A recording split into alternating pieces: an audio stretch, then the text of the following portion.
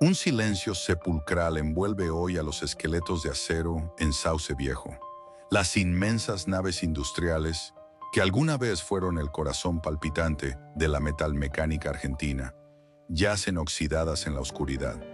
Las puertas de hierro están soldadas, clausurando para siempre el destino de miles de obreros. ¿De qué imperio hablamos? Hace apenas unos años, esto era la ciudad motor de Sudamérica, un coloso tecnológico que producía tractores y motores ferroviarios, dándole vida no solo a una fábrica, sino a un ecosistema entero, barrios, escuelas y el orgullo inquebrantable de la clase obrera santafesina. De alimentar a miles de familias con salarios dignos, este gigante pasó a ser desmantelado hasta sus cimientos en una década. De la gloria absoluta a un cero rotundo, de las maquinarias rugiendo a 90 decibeles, a un inmenso galpón vacío donde solo susurra el viento. ¿Cómo colapsa un polo industrial invencible en tan poco tiempo? No fue por falta de demanda, no fue por trabajadores incompetentes ni por maquinaria obsoleta. Un ecosistema entero fue aniquilado sistemáticamente, pieza por pieza, por firmas frías en un escritorio y decisiones macroeconómicas letales que eligieron la especulación financiera por sobre el trabajo real. Bienvenidos a la verdadera historia de Sauce Viejo, en la provincia de Santa Fe. Esto no es solo la crónica de una fábrica que cerró sus puertas, es el relato de cómo se traicionó a toda una generación. Un viaje hacia la herencia del óxido. Santa Fe, 1969.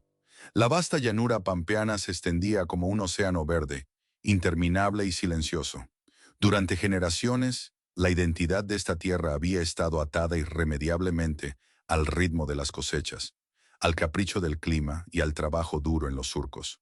Sauce Viejo, una pequeña localidad recostada sobre la margen del río Coronda, era apenas un punto en el mapa, un lugar donde el tiempo parecía transcurrir a otra velocidad.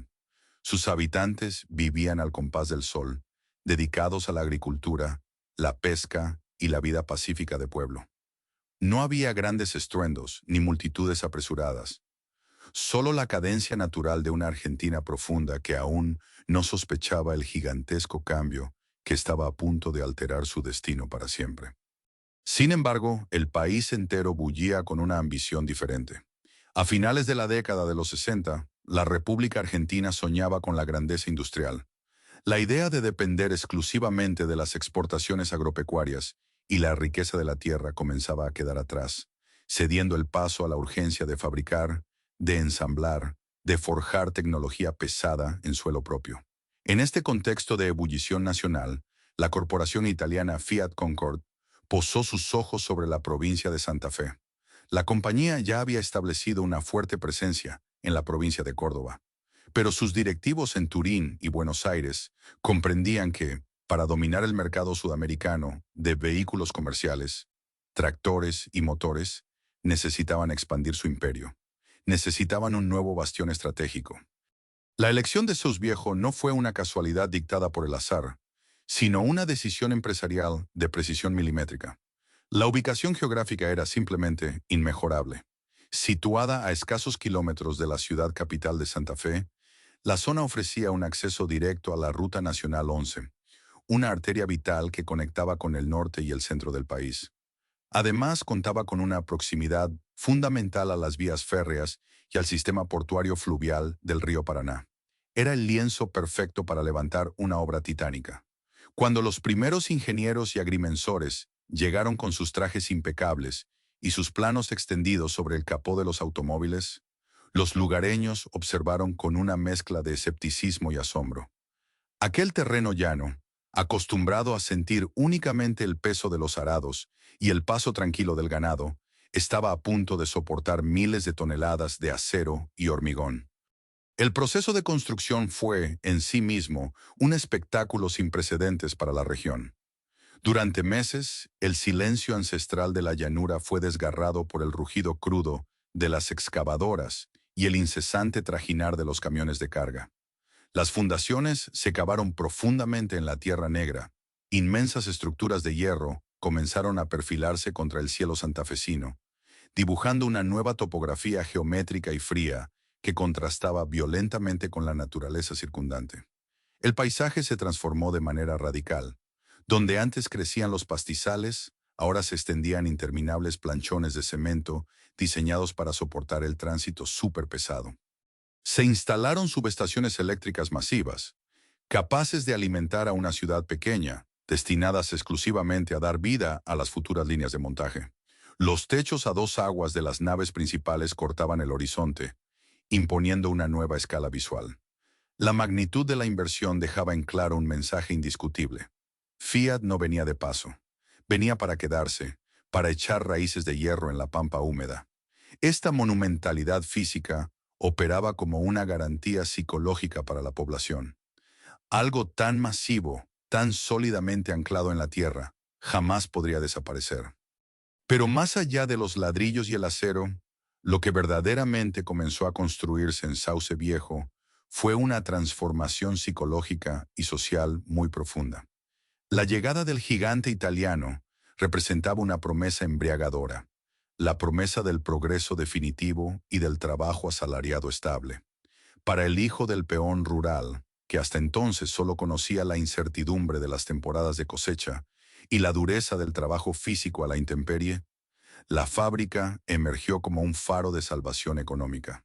Significaba acceder a derechos fundamentales, tener aguinaldo, contar con una obra social para la familia, disfrutar de vacaciones pagas y tener la posibilidad real de proyectar la compra de una casa propia. El término obrero metalúrgico comenzó a circular en las mesas de las familias locales, ya no como un concepto ajeno propio de las grandes urbes, como Buenos Aires o Rosario, sino como una aspiración tangible, un pasaporte directo hacia la clase media argentina. Lentamente, los jóvenes comenzaron a cambiar las herramientas de labranza por los manuales técnicos. Las escuelas de artes y oficios de la zona empezaron a notar un cambio radical en las aspiraciones de sus alumnos. La matriz productiva estaba girando sobre su propio eje, y con ella, la identidad de miles de personas. La fábrica aún no había encendido sus motores al máximo de su capacidad, pero ya estaba moldeando la vida a su alrededor.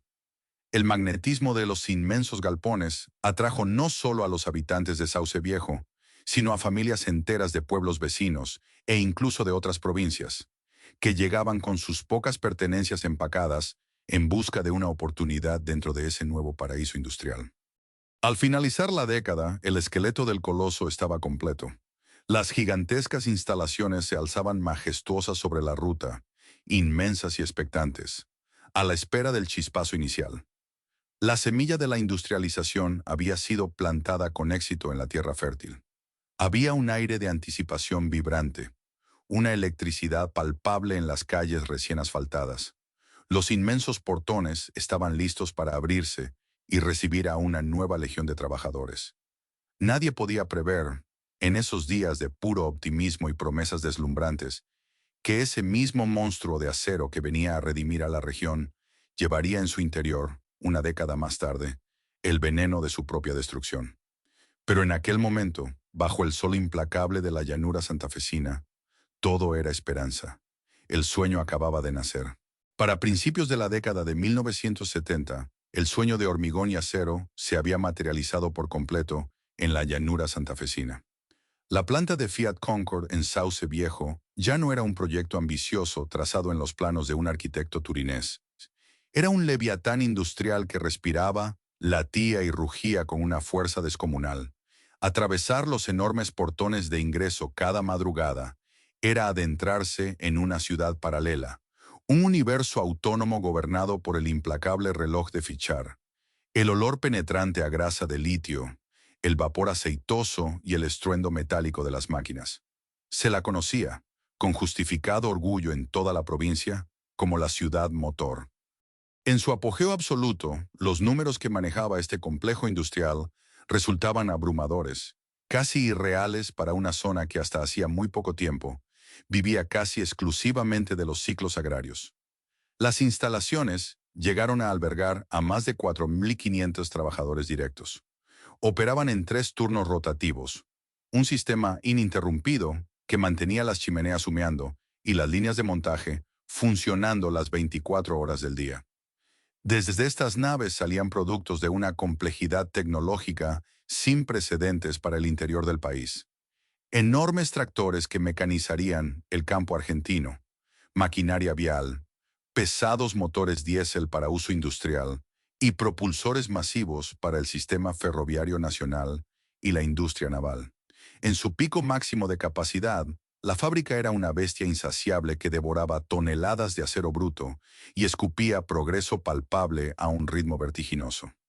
El ruido en los talleres principales superaba constantemente los 90 decibeles, contorno, revólver, fresadoras gigantescas y prensas hidráulicas que hacían temblar el piso bajo los botines de seguridad de los obreros.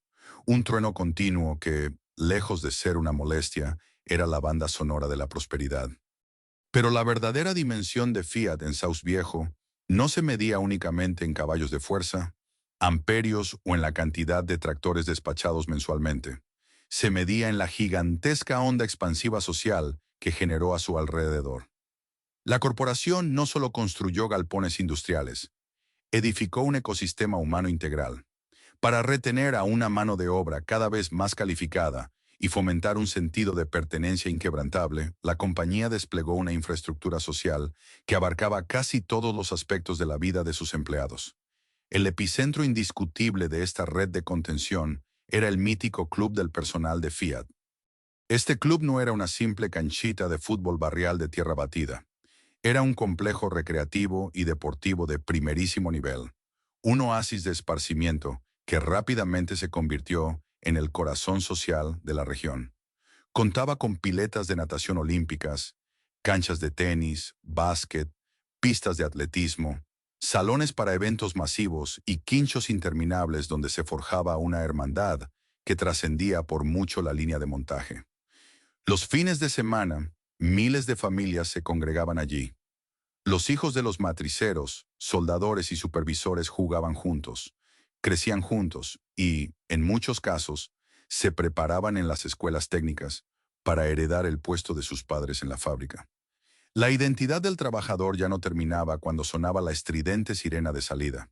Ser de la Fiat era un estatus, un sello de prestigio en la sociedad, un motivo de profundo orgullo personal y familiar. La inyección masiva de capital en forma de salarios transformó radicalmente la demografía y la economía local. Alrededor de este gigante de acero florecieron nuevos barrios enteros. Los comercios de cercanía, desde humildes almacenes hasta tiendas de electrodomésticos y concesionarias, vivían, respiraban y crecían al ritmo exacto de las quincenas que cobraban los operarios. Santo Tomé y el sur de la capital santafesina experimentaron un boom inmobiliario sin precedentes, impulsado casi exclusivamente por el sólido poder adquisitivo de la clase obrera metalúrgica. Era una era dorada de movilidad social ascendente, donde el desgaste físico se traducía en progreso material tangible. Un operario podía comprarse su primer auto 0 kilómetro, edificar su casa propia de material ladrillo por ladrillo durante los fines de semana y, lo más importante, asegurar que sus hijos tuvieran un futuro universitario. Sin embargo, bajo esta superficie de prosperidad absoluta, brillando bajo el sol implacable, latía una vulnerabilidad silenciosa y aterradora. La ciudad motor era una obra maestra de la ingeniería industrial, pero estaba asentada sobre una arquitectura socioeconómica extremadamente frágil. La monoproducción y la monodependencia total. Toda la estructura comercial, educativa y social de Sauce Viejo y sus alrededores pendía de un único hilo conductor. Miles de familias habían atado su destino económico a las decisiones de un solo directorio empresarial. La región entera se había convertido en un inmenso organismo donde Fiat era el único y gigantesco corazón que bombeaba sangre. Nadie se detenía a pensar qué pasaría si ese corazón, por algún motivo financiero dictado en oficinas a miles de kilómetros de distancia, decidiera empezar a latir más despacio. En la dulce embriaguez del pleno empleo, la idea de un cierre era sencillamente inconcebible, una herejía lógica. Los galpones eran demasiado grandes, las inversiones demasiado onerosas y las máquinas demasiado pesadas como para desaparecer de un día para el otro. Pero la historia de las grandes concentraciones industriales suele esconder una ironía cruel. Cuanto más colosal es el gigante, más devastadora resulta su caída. Y mientras los trabajadores celebraban los récords de producción, levantando copas en los asados dominicales, en los oscuros despachos de Buenos Aires, comenzaban a gestarse las peores tormentas macroeconómicas de la historia argentina. Tormentas que muy pronto golpearían los imponentes portones de Sauce Viejo con una violencia inusitada, dando inicio al principio del fin. Corría el mes de junio de 1975. En la superficie, la inmensa maquinaria de Sauce Viejo seguía operando con la misma precisión milimétrica de los años anteriores. Las chimeneas continuaban liberando su humo hacia el cielo invernal de Santa Fe, y los turnos rotativos mantenían vivo el pulso de la producción. Sin embargo, el aire que se respiraba dentro y fuera de los galpones había comenzado a enrarecerse. La burbuja de prosperidad y aislamiento que protegía a la ciudad motor estaba a punto de reventar, no por una falla en las líneas de ensamblaje, sino por un terremoto financiero gestado a casi 500 kilómetros de distancia, en los fríos despachos del Ministerio de Economía en Buenos Aires. El gobierno nacional, bajo la presidencia de María Estela Martínez de Perón, intentaba desesperadamente controlar una crisis fiscal galopante. Para ello, designó al ingeniero Celestino Rodrigo como ministro de Economía.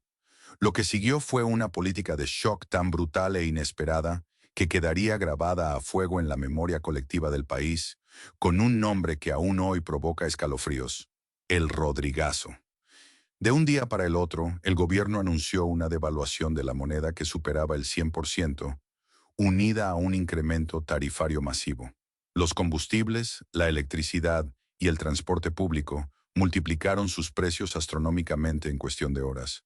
La economía argentina, que ya mostraba signos de agotamiento, entró instantáneamente en una espiral de hiperinflación salvaje. Para el obrero metalúrgico santafesino, el impacto fue una bofetada directa al rostro. Aquella quincena que hasta hacía apenas un mes garantizaba asados dominicales, cuotas para el automóvil nuevo y materiales para terminar la casa propia, súbitamente se convirtió en papel mojado. El poder adquisitivo de miles de trabajadores se evaporó en sus propias manos. En los barrios circundantes a la fábrica, en Santo Tomé y en el sur de la capital provincial, la escena era dantesca.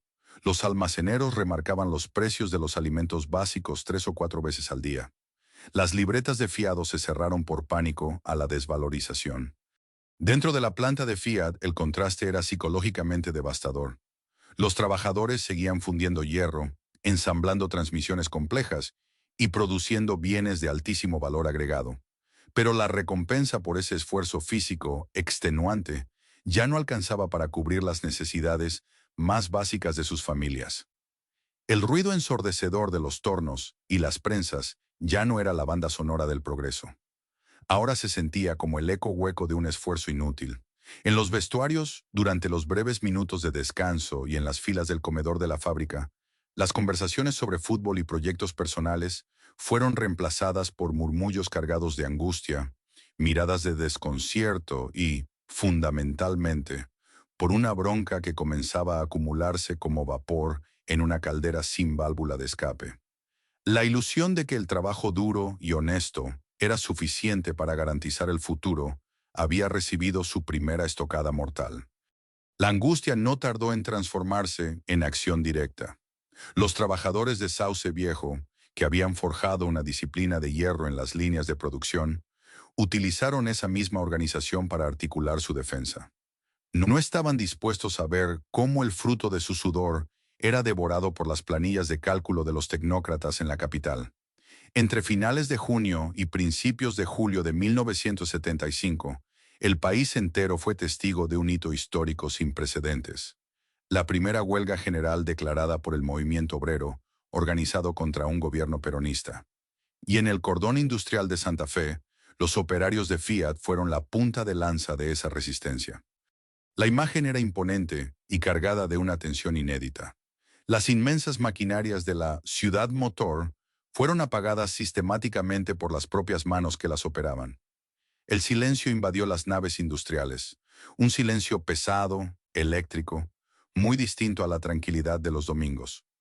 Miles de mamelucos manchados de grasa y aceite abandonaron sus puestos de trabajo y marcharon hacia los portones, desbordando las calles.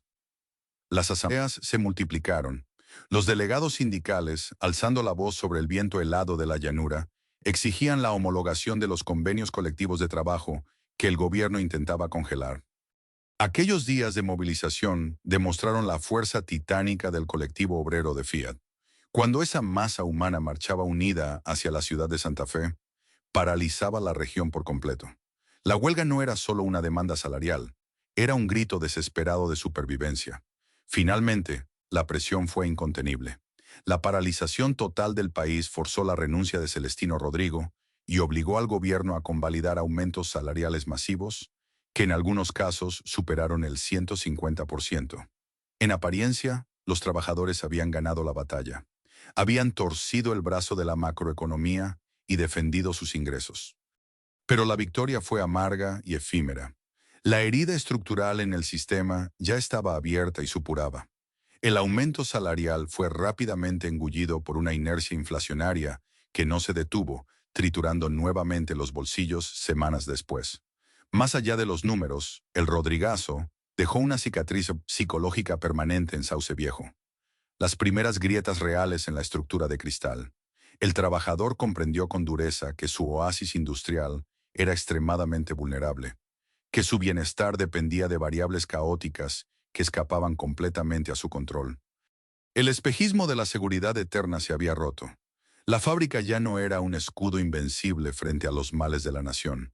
Y mientras el año 1975 se desangraba en medio del caos político, la violencia paramilitar y la inestabilidad absoluta, una sombra mucho más oscura y letal comenzaba a cernirse sobre el país.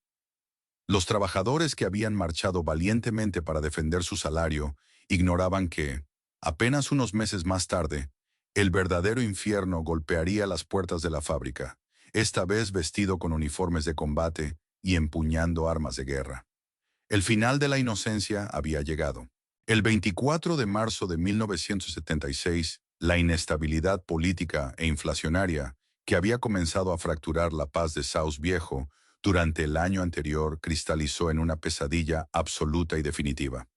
El golpe de Estado cívico-militar que derrocó al gobierno constitucional e instauró el autodenominado Proceso de Reorganización Nacional.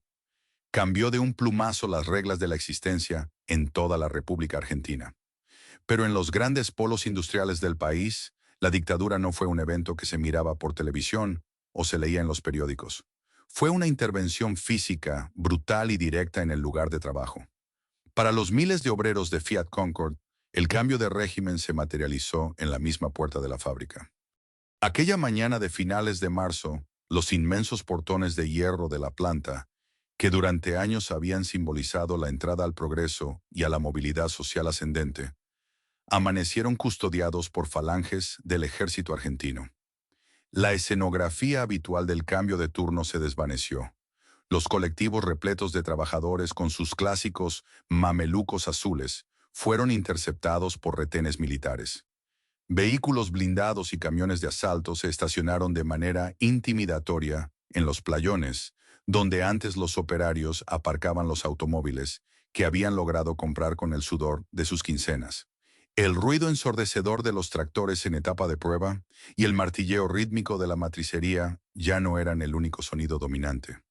Ahora, a esa sinfonía mecánica, se le sumaba el eco seco y metálico de las botas militares patrullando las pasarelas elevadas de los galpones. La ciudad motor, que había sido diseñada como un paraíso productivo, se transformó rápidamente en una arquitectura de vigilancia, una especie de panóptico industrial. La militarización del espacio de trabajo fue absoluta. Los controles al ingreso se volvieron exhaustivos y humillantes. Cacheos corporales, revisión de bolsos y la exigencia constante de documentos de identidad bajo la atenta y fría mirada de soldados armados con fusiles FAL. El miedo, denso y paralizante, se infiltró en el espeso vapor aceitoso de los talleres. Las charlas informales sobre fútbol, los chistes en voz alta y las discusiones apasionadas que antes le daban vida a los inmensos comedores de la planta desaparecieron por completo. En su lugar, se instaló un silencio táctico, una regla no escrita de supervivencia, donde nadie decía más de lo estrictamente necesario. El ecosistema social brillante que Fiat había construido alrededor de la producción también comenzó a marchitarse. El mítico club del personal, antaño el corazón vibrante de las familias metalúrgicas los fines de semana, vio disminuir drásticamente su concurrencia. La gente terminaba su turno de 8 horas y volvía rápidamente a la seguridad de sus hogares en Santo Tomé o en el sur de Santa Fe. La camaradería había sido reemplazada por la paranoia. En las líneas de montaje, los compañeros de toda la vida comenzaron a mirarse de reojo, temerosos de que una simple queja por las condiciones laborales o un comentario fuera de lugar pudiera ser interpretado como un acto de subversión industrial. El trabajador ya no era visto por el Estado como el motor del país, sino como un enemigo interno en potencia que debía ser disciplinado y neutralizado. El objetivo del régimen militar en polos de desarrollo, como el de Sauce Viejo, no era simplemente mantener el orden, era desarticular y aniquilar desde la raíz cualquier forma de organización obrera. Los líderes sindicales, los delegados de base y aquellos trabajadores que habían encabezado con valentía las históricas huelgas del año anterior en defensa de sus salarios, fueron marcados como objetivos prioritarios. La dictadura comprendía perfectamente que para implementar el nuevo modelo económico que tenían en mente, necesitaban una mano de obra completamente dócil, aterrorizada y desprovista de cualquier herramienta de resistencia colectiva. Pronto, el terror dejó de ser una amenaza latente para convertirse en una realidad desgarradora. Los operativos no solían ocurrir a plena luz del día frente a las máquinas prensadoras. La represión operaba desde las sombras. Se ejecutaba en la oscuridad de la noche, en los humildes barrios obreros donde la empresa era el centro gravitacional. Operarios altamente calificados, hombres que llevaban años forjando motores y enseñando el oficio a los más jóvenes, simplemente dejaban de presentarse al turno de las 6 de la mañana. Frente a un casillero cerrado en el vestuario, los demás compañeros sabían exactamente qué había pasado, pero nadie se atrevía a preguntar. La palabra desaparecido comenzó a susurrarse en los pasillos de la fábrica, un término aterrador que definía el destino de decenas de trabajadores del cordón industrial santafesino. Frente a esta cacería sistemática, la estructura corporativa de la empresa mantuvo un silencio sepulcral. Ya fuera por complicidad ideológica, por conveniencia para librarse de los delegados más combativos, o por un simple instinto de supervivencia empresarial, las altas gerencias miraron hacia otro lado. Las inmensas líneas de producción no podían detenerse por la ausencia de un operario, incluso si éste había sido arrancado de su casa por un grupo de tareas la noche anterior. La cinta transportadora seguía avanzando, indiferente a la tragedia humana. Los espacios vacíos eran rápidamente cubiertos por otros trabajadores, obligados a ensamblar tractores y motores con un nudo en el estómago, forzados a una normalidad alienante mientras sus compañeros eran torturados en centros clandestinos de detención. Para finales de la década, el objetivo psicológico y físico del régimen se había cumplido. El otrora orgulloso e invencible colectivo obrero de Fiat Sauce Viejo estaba completamente doblegado. La representación gremial había sido barrida del mapa a sangre y fuego. Sin embargo, la ironía más perversa y cruel de esta historia aún estaba por revelarse. Los militares habían impuesto el terror bajo la excusa de ordenar y proteger la producción nacional del fantasma del comunismo. Y los obreros, a pesar del miedo, habían bajado la cabeza y continuado fundiendo acero y ensamblando vehículos comerciales pesados, creyendo que su trabajo arduo garantizaría al menos la supervivencia de la fábrica. Lo que ninguno de los miles de operarios que fichaban tarjeta cada madrugada, bajo la mirada atenta de los fusiles sabía, era que en los lujosos despachos del Ministerio de Economía en Buenos Aires, los mismos aliados civiles de la dictadura militar estaban redactando los decretos financieros que harían que toda esa gigantesca maquinaria productiva y todos esos sacrificios humanos perdieran absolutamente su razón de ser. El verdadero asesino de la ciudad motor no usaría uniforme, usaría traje y corbata. Hacia fines de 1976 y principios de 1977, el disciplinamiento militar había logrado su objetivo más oscuro en Sauce Viejo. La disidencia estaba aniquilada. El sindicato había sido desmantelado en la clandestinidad y el silencio en las líneas de montaje era absoluto. En la superficie, la fábrica parecía haber recuperado una macabra normalidad productiva. Sin embargo, mientras los trabajadores bajaban la cabeza y continuaban forjando motores bajo la estricta vigilancia de los uniformados, el verdadero tiro de gracia para la ciudad motor se estaba gestando lejos de los tornos y las prensas hidráulicas. Se estaba fraguando en el Ministerio de Economía de la Nación, bajo la dirección del civil José Alfredo Martínez de Hoz. El plan económico instaurado por la dictadura no buscaba simplemente ordenar las finanzas del país. Su objetivo estructural era transformar de raíz la matriz nacional. Hasta ese momento, Argentina había apostado por la industrialización por sustitución de importaciones, un modelo que protegía a fábricas como Fiat Concord de la competencia extranjera directa para fomentar el empleo local. Martínez de Hoz, por el contrario, impuso una apertura económica radical e indiscriminada. Las barreras arancelarias que durante décadas habían protegido a la industria nacional fueron derribadas de un mazazo. Simultáneamente, el Banco Central implementó un sistema de devaluación programada, conocido popularmente como la tablita, el cual mantenía el valor del peso artificialmente sobrevaluado frente al dólar estadounidense. Esta combinación de políticas macroeconómicas creó un fenómeno que definiría una era trágica en la historia argentina: la plata dulce. De la noche a la mañana, el país se inundó de productos importados, desde electrodomésticos y bienes de consumo básico hasta, fatalmente, maquinaria pesada y vehículos comerciales. El tipo de cambio hacía que importar un tractor fabricado en el exterior fuera obscenamente más barato que ensamblar uno con mano de obra santafesina. Para la industria metalmecánica local, competir en estas condiciones no era difícil. Era matemática y materialmente imposible. El engranaje del país había comenzado a girar en sentido inverso. El modelo económico ya no premiaba a quien producía, a quien invertía en bienes de capital, ni a quien generaba empleo genuino. El nuevo sistema premiaba la especulación financiera. Había nacido la era de la bicicleta financiera. Los grandes capitales descubrieron que podían obtener rentabilidades exorbitantes simplemente depositando su dinero en los bancos a tasas de interés altísimas, para luego cambiar esos rendimientos a dólares baratos y fugar los capitales al exterior. ¿Por qué alguien se tomaría el inmenso y agotador trabajo de lidiar con materias primas, logística, costos energéticos y miles de obreros en una inmensa planta industrial, si podía ganar 10 veces más haciendo una simple llamada telefónica desde una oficina en el microcentro porteño? Para una corporación multinacional como Fiat, las matemáticas eran frías, lógicas y carentes de cualquier tipo de sentimentalismo hacia la geografía que habitaban. Los altos ejecutivos en Turín y sus gerentes generales en Buenos Aires no tardaron en leer el nuevo mapa económico argentino. No eran una entidad de beneficencia, eran una empresa diseñada para maximizar las ganancias de sus accionistas.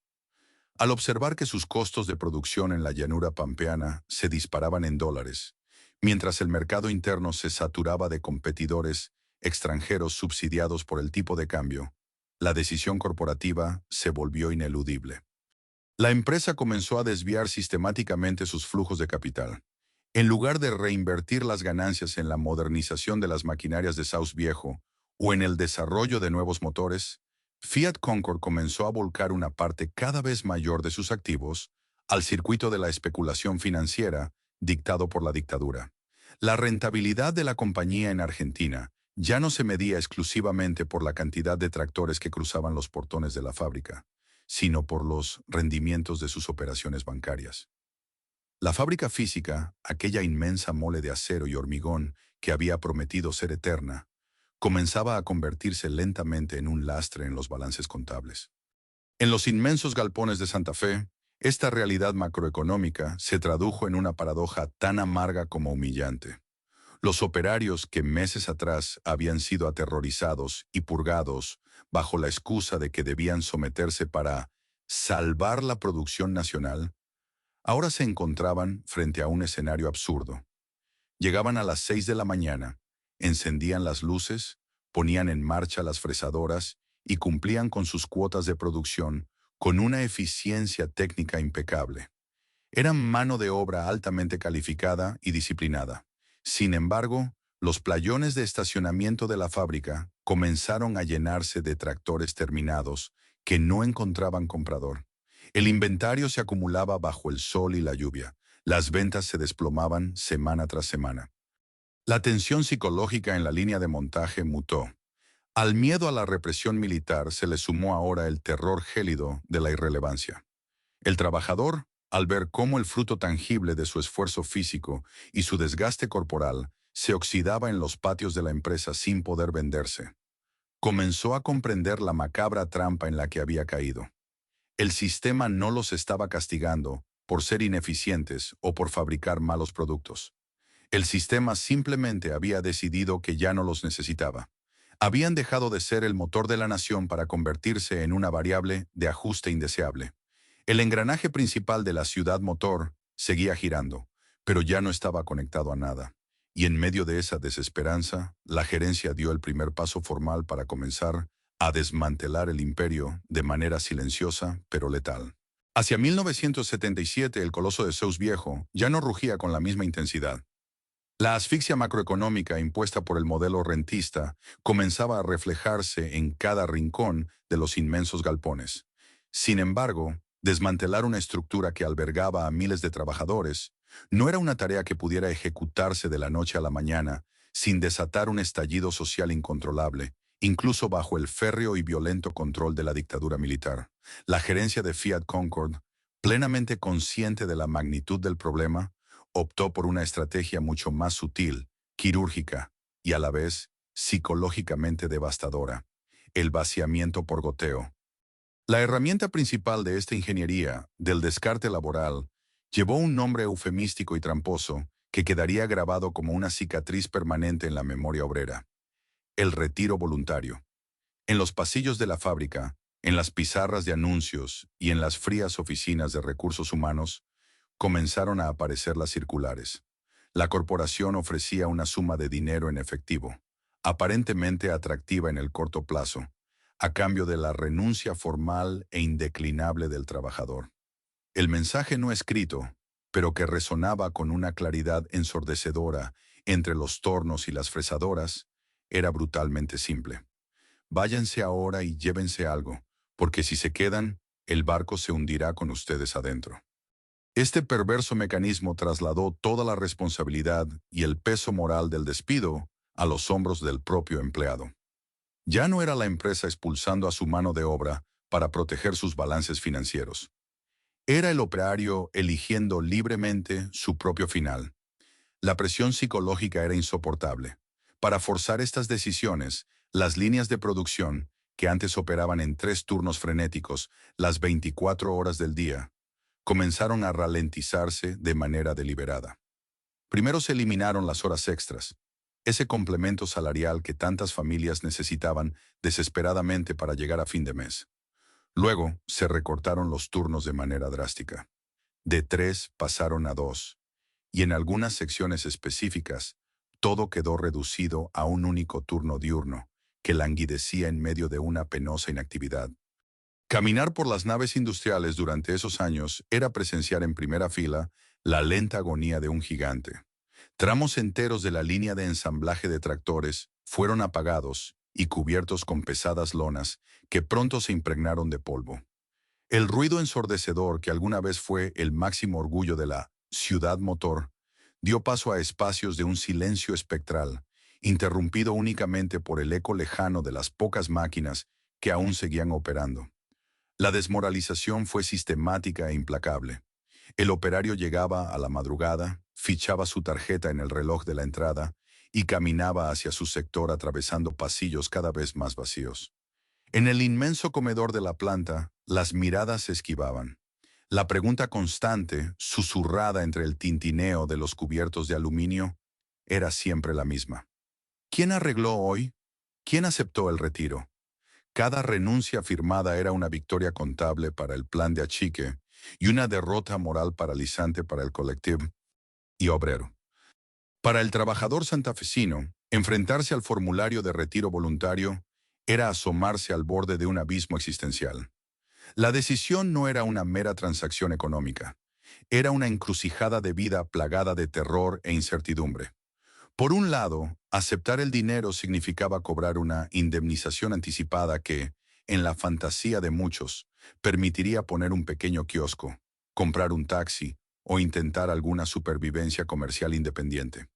Pero en la Argentina de la plata dulce y la hiperinflación incontrolable, esos pesos devaluados se evaporaban a una velocidad aterradora.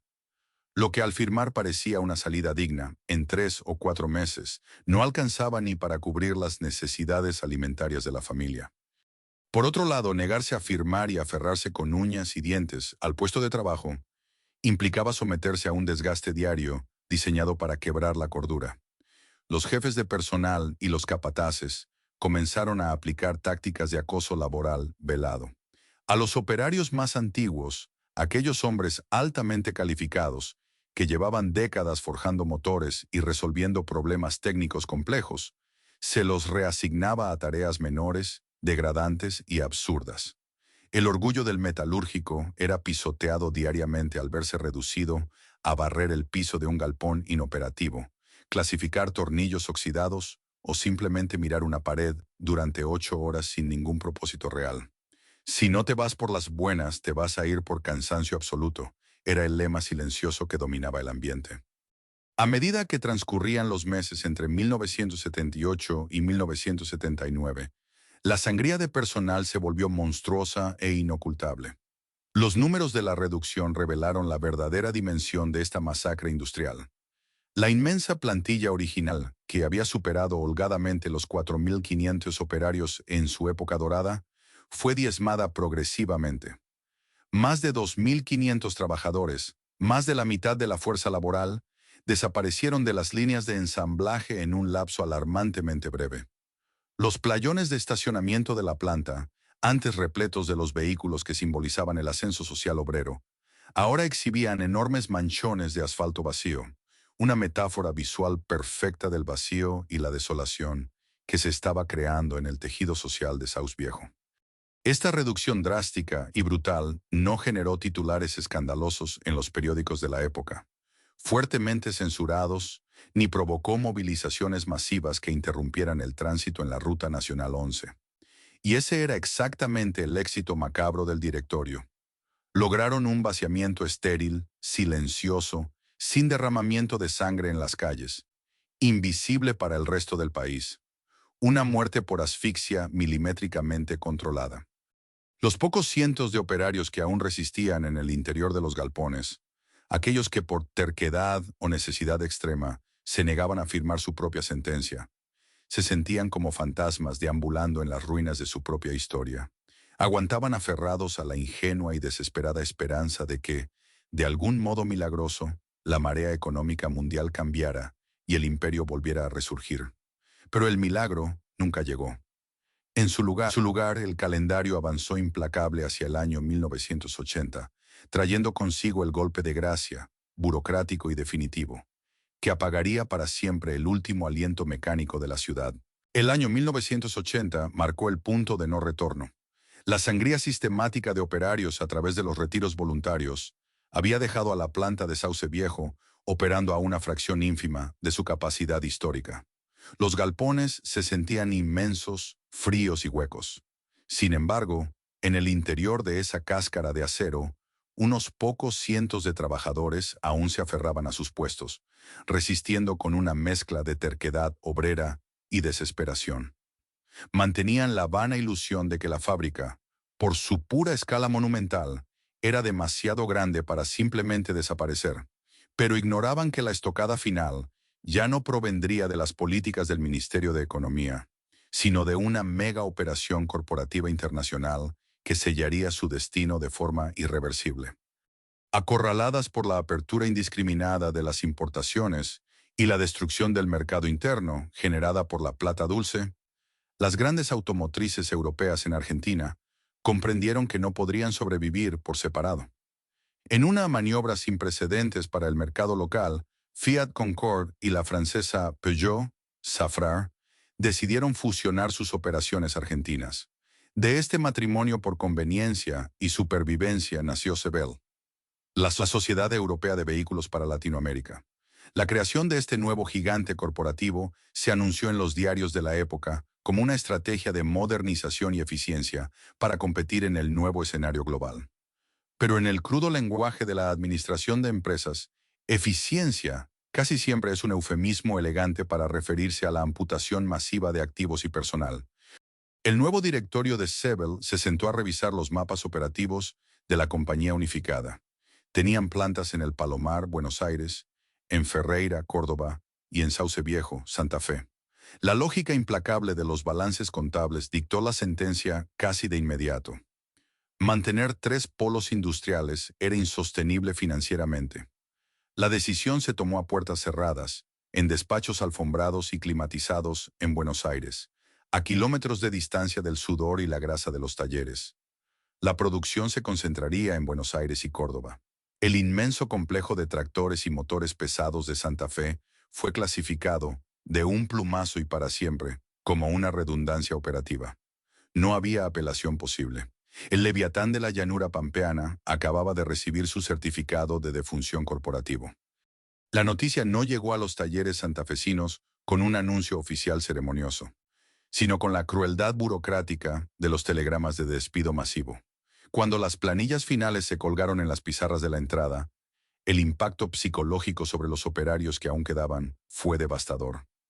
Habían sobrevivido al terror de la dictadura militar, habían soportado la hiperinflación, habían aguantado el acoso laboral para no firmar el retiro voluntario.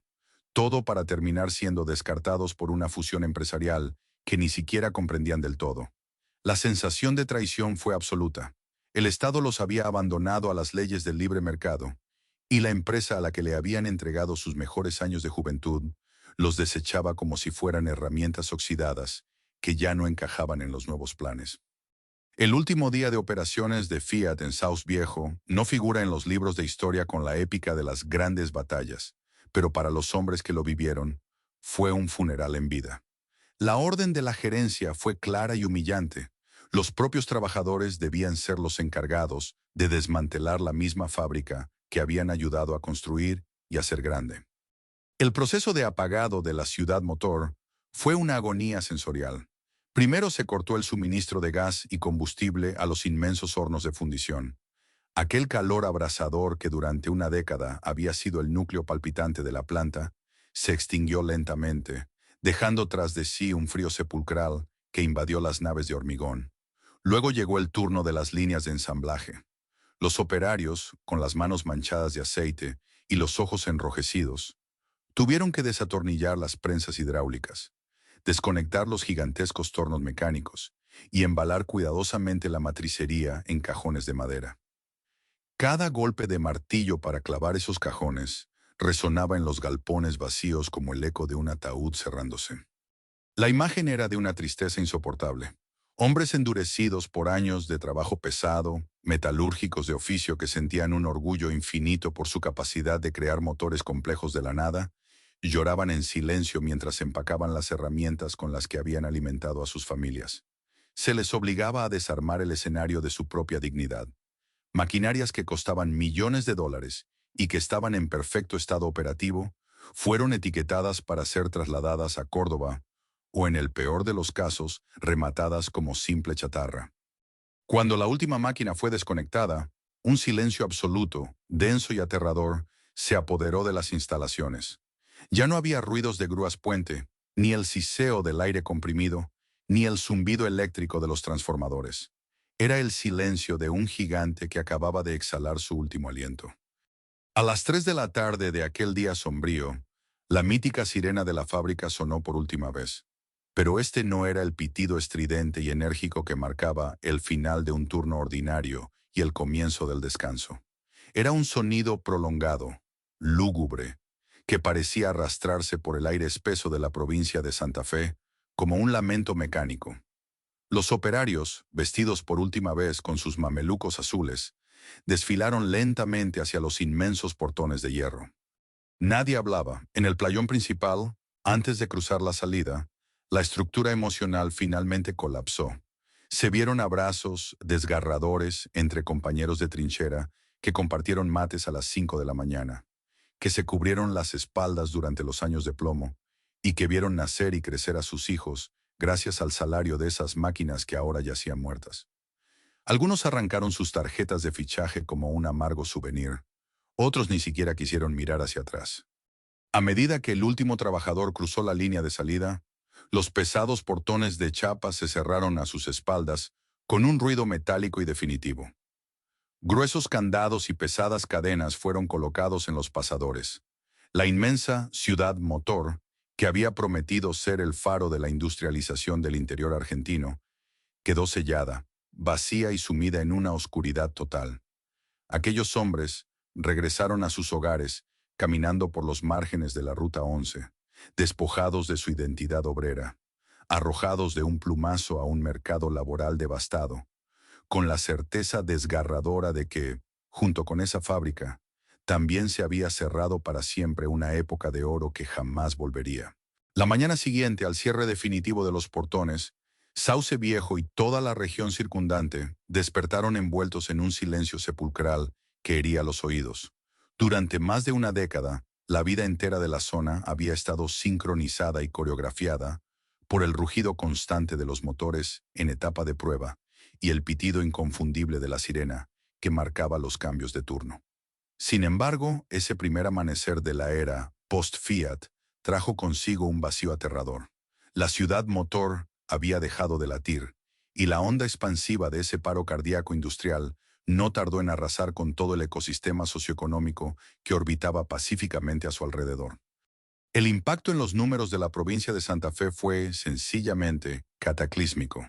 No se trataba solamente de los cientos de operarios que habían cruzado las puertas metálicas por última vez la tarde anterior. La caída de este coloso arrastró al abismo a una inmensa cadena de valor que dependía de su existencia. Las estadísticas de la época reflejaron un panorama desolador. Por cada trabajador directo de la planta que quedaba en la calle, se calculaba que entre 3 y 4 puestos de trabajo indirectos desaparecían instantáneamente de la economía regional. La onda destructiva golpeó primero a los proveedores, decenas de talleres metalúrgicos medianos y pequeños esparcidos por el Gran Santa Fe, que se dedicaban exclusivamente a fabricar autopartes, tornillería especializada o componentes menores para abastecer a la línea de ensamblaje de los tractores, vieron evaporarse su facturación a cero de la noche a la mañana. Sin su único y gigantesco cliente, estos talleres bajaron sus persianas en cuestión de semanas, enviando a más obreros a engrosar las filas de la desocupación. Las empresas de logística y transporte de carga pesada, que vivían de mover las inmensas piezas de acero, y los vehículos terminados por la Ruta Nacional 11, se quedaron con sus flotas de camiones apagadas y acumulando polvo en los galpones. La crisis económica se derramó rápidamente sobre las calles de Santo Tomé y el sur de la capital provincial. El efecto dominó comercial fue rápido y despiadado. Los negocios de cercanía que habían florecido al calor de las jugosas quincenas metalúrgicas comenzaron a asfixiarse. Los almacenes de barrio y las carnicerías ya no podían sostener las tradicionales libretas de fiado, porque simplemente no había ninguna fecha de cobro a la vista para las familias. Las concesionarias de automóviles y los locales de electrodomésticos, que antes vendían televisores y vehículos 0 kilómetro a los matriceros y soldadores, quedaron completamente desiertos. Los proyectos de ampliación de viviendas, tan comunes en los barrios obreros, quedaron paralizados a medio construir. Cientos de casas exhibían esqueletos de ladrillos huecos a medio levantar, transformándose en monumentos mudos y dolorosos a un progreso que fue abruptamente abortado. De un régimen de pleno empleo que rozaba la utopía, la Rechi, aún pasó a liderar los peores índices de desocupación estructural de la provincia.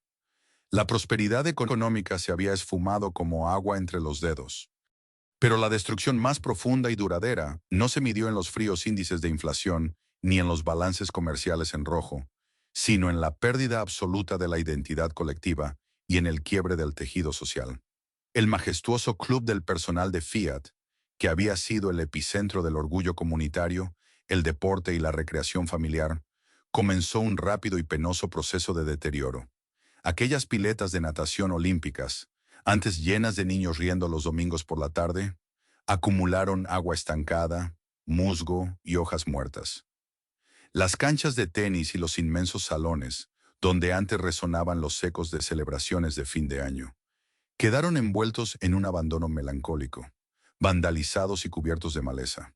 El lugar que simbolizaba la unión inquebrantable de la clase trabajadora se convirtió en un inmenso esqueleto físico, un doloroso recordatorio diario de todo lo que les había sido arrebatado. El drama humano más crudo se vivió puertas adentro, en el silencio de cada hogar. Hombres maduros, maestros mecánicos con un nivel de especialización técnica superlativo, individuos que eran capaces de desarmar y volver a ensamblar a ciegas un motor ferroviario o una transmisión pesada, se encontraron súbitamente caminando las calles con un currículum que absolutamente nadie quería leer. La desindustrialización del país, acelerada por la apertura económica, no les ofrecía ningún lugar donde aplicar sus valiosos saberes.